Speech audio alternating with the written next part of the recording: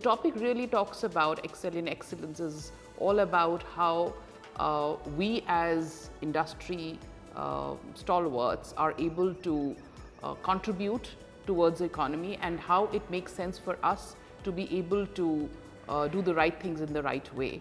And for students who are looking up to this, and also a career in this management field, I think it's of great relevance.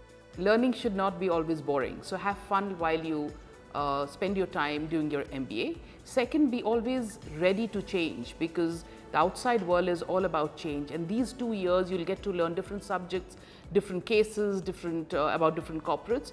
Everybody's going through change, so change management, change topics, new topics is something that I would really want all of the MBA students to focus on.